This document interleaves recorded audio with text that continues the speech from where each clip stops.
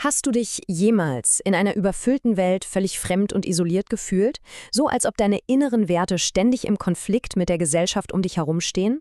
Genau dieses tiefe menschliche Gefühl greift der Autor und Denker Reba Hebun in seinem philosophischen Text Liebe ist Existenz und Existenz ist Erkenntnis auf. Willkommen zu dieser Analyse. Heute tauchen wir tief in diesen faszinierenden Text ein und erkunden den ständigen Kampf zwischen unserem kognitiven Willen, also unserem Drang nach Erkenntnis, und den äußeren Kräften, die ununterbrochen versuchen, uns zu unterdrücken. Also, lass uns direkt loslegen. Hier ist ein kurzer Fahrplan, was uns heute erwartet. Zuerst schauen wir uns den kognitiven Willen im Kampf gegen Unterdrückung an. Dann geht es um die spannende Dualität von Ego und dem anderen. Drittens beleuchten wir den berühmten Satz, die Hölle, das sind die anderen. Viertens sprechen wir über die völlige Absurdität von Kriegen. Und fünftens schließen wir mit einem positiven Ausblick ab, der Rettung durch Kreativität. Starten wir direkt mit unserem ersten Punkt. Der kognitive Wille im Gegensatz zur Unterdrückung. Reba Hebun argumentiert sehr eindringlich, dass totalitäre und autoritäre Ideologien dem Einzelnen auf geradezu zerstörerische Weise die Lebensenergie rauben. Sie fördern nämlich keine freien Geister, ganz im Gegenteil. Sie fesseln das Denken an leere Slogans und erzwingen absoluten, blinden Gehorsam. Was ist das unausweichliche Resultat davon? Eine tiefe psychologische Leere und eine chronische Entfremdung von sich selbst. Kreative, lebendige Köpfe werden hier buchstäblich in eine gefügige Herde verwandelt, die schwere psychologische Narben davonträgt. Ziemlich heftig, wenn man genauer darüber nachdenkt. Das bringt uns nahtlos zu unserem zweiten, fundamentalen Thema, die Dualität von Ego und dem anderen. Wie interagieren wir eigentlich mit den Menschen um uns herum? Um diese wirklich komplexe Interaktion zu verstehen, greift Hebun auf die Definition des berühmten Existenzphilosophen Jean-Paul Sartre zurück. Dieser definierte den anderen schlicht als das Ego, das nicht ich bin. Hebun analysiert dieses Paradoxon wirklich tiefgehend. Er sagt, auf der einen Seite ist der andere oft ein massives Hindernis in unserem Leben, jemand, der uns bewertet und einschränkt. Aber auf der anderen Seite, und das ist der springende Punkt, ist genau dieser andere der unverzichtbare Spiegel, den wir unbedingt brauchen, um uns selbst überhaupt wirklich erkennen und verstehen zu können. Und damit sind wir schon bei Abschnitt 3, der uns tief in ein klassisches, existenzielles Dilemma führt. Die Hölle, das sind die anderen. Hebun nimmt Sartres weltbekanntes Zitat, die Hölle, das sind die anderen, absolut meisterhaft auseinander.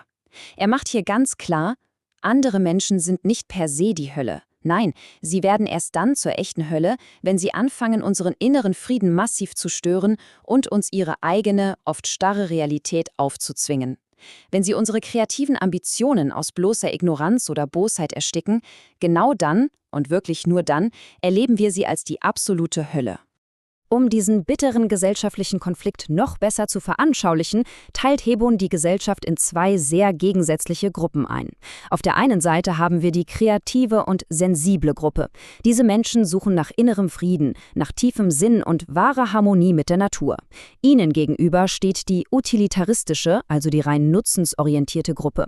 Denen geht es eigentlich nur um drei Dinge: Kontrolle, Monopole und Profit. Du kannst dir sicher vorstellen, dass der Zusammenstoß dieser beiden völlig unterschiedlichen Weltsichten ein ständiger, unausweichlicher Konflikt ist. Aber warum genau geht dieser Konflikt eigentlich immer weiter?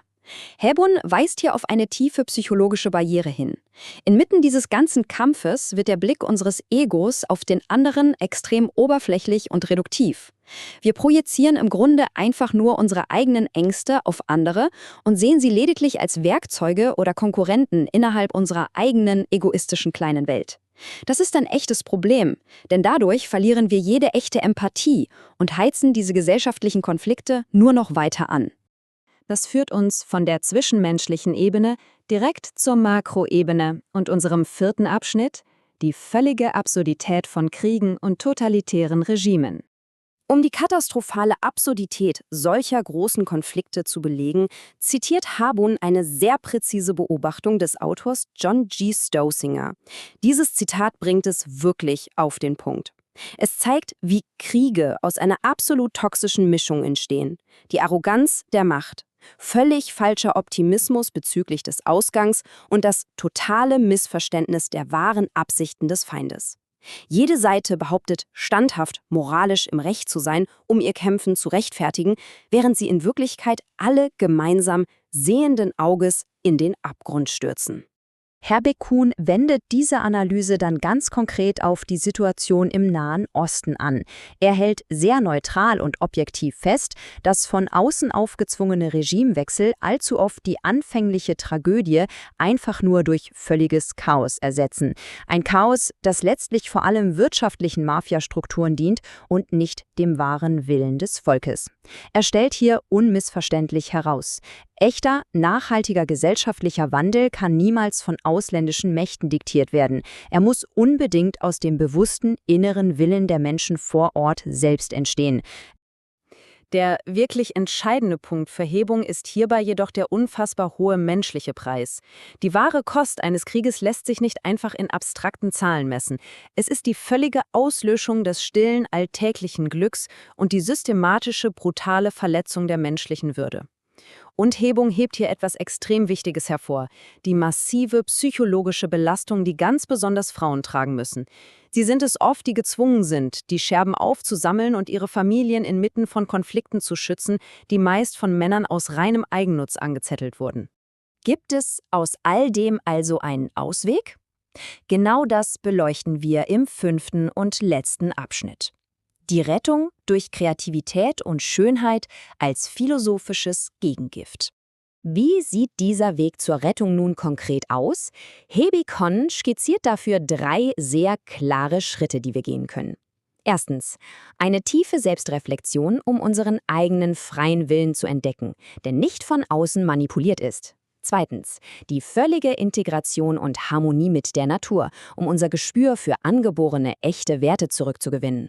Und drittens, die Entwicklung eines reinen Bewusstseins für die wahre Schönheit der Welt. Genau aus dieser Harmonie heraus, sagt er, werden intellektuelle Erlösung und echte Weisheit geboren. In genau diesem faszinierenden Kontext definiert Hebon auch die Liebe völlig neu. Wahre Liebe bedeutet für ihn eben nicht, sich selbst komplett im anderen zu verlieren oder aufzugeben. Vielmehr ist sie eine erhebende Kraft, ein gegenseitiges, erhabenes Bedürfnis, das beide Partner gemeinsam in Richtung des absoluten Guten und der reinen Schönheit treibt. Liebe und Kreativität wirken hier wie ein massiver Schutzschild für die Seele gegen diese hässliche, rein nutzenorientierte Welt. Und genau das ist es, was dem kognitiven Willen letztendlich zum endgültigen Triumph verhilft. Am Ende dieser Analyse hält uns Reberheben eigentlich allen unweigerlich den Spiegel vor. Und deshalb möchte ich dich heute mit dieser absolut essentiellen, provokanten Frage verabschieden. Wirst du weiterhin ein Gefangener der Blicke und Einschränkungen der anderen bleiben? Oder wirst du deinen eigenen kognitiven Willen nutzen, um deine ganz eigene, unbesiegbare Schönheit und deinen eigenen Sinn in dieser Welt zu erschaffen? Die Entscheidung liegt am Ende ganz allein bei dir. Danke fürs Zuhören und bis zum nächsten Mal.